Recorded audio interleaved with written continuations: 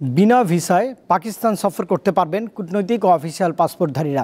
এ সংক্রান্ত চুক্তির খসড়া অনুমোদন করেছে উপদেষ্টা পরিষদ।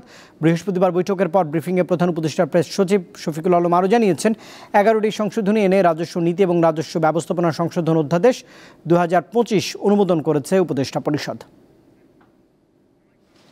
বৃহস্পতিবার প্রধান উপদেষ্টা ডক্টর মুহম্মদ ইউনূসের সভাপতিত্বে উপদেষ্টা পরিষদের সাপ্তাহিক বৈঠক অনুষ্ঠিত হয় রাজধানীর তেজগাঁওয়ে প্রধান উপদেষ্টার কার্যালয়ে।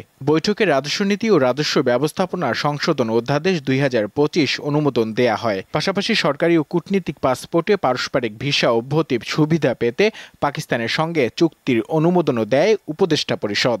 তিনটা মেজর বিষয় ছিল। একটা হচ্ছে যে সংস্কার কমিশন। বৈঠকের পর রাজধানীর ফরেন সার্ভিস একাডেমিতে ব্রিফিংয়ে প্রধান উপদেষ্টার প্রেস সচিব শফিকুল আলম জানান, বাংলাদেশ ও পাকিস্তানের মধ্যে প্রাথমিকভাবে 5 বছরের জন্য ভিসা মুক্ত চুক্তি হবে। এর ফলে অফিসিয়াল ও কূটনীতিক পাসপোর্টধারীরা বিনা ভিসাতেই পাকিস্তানে সফর করতে পারবেন। এই চুক্তিটা হবে 5 বছরের জন্য।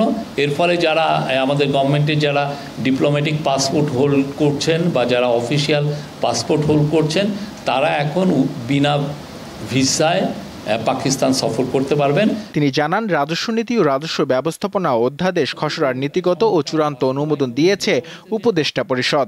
এর ফলে এনবিআরের 2টি ইউনিটের প্রধান বাছাই করা হবে যোগ্যতা, অভিজ্ঞতা ও ন্যায্যতার ভিত্তিতে। এনবিআরের ক্ষেত্রে যেটা হচ্ছে যে কোনো ক্যাডার থেকে আনতে পারবেন যিনি সচিব হবেন, 2টা উইং তো সেটা। বাট সেক্ষেত্রে আমরা দেখছি হলো তার যোগ্যতা, অভিজ্ঞতা এবং তাকে ন্যায্যতার ভিত্তিতে তাই সিলেকশনটা হবে। প্রধান উপদেষ্টার প্রেস সচিব জানান, 10টি সংস্কার কমিশনে 367টি সংস্কারের প্রস্তাব দ্রুত বাস্তবায়নের সিদ্ধান্ত নিয়েছে অন্তর্বর্তীকালীন সরকার।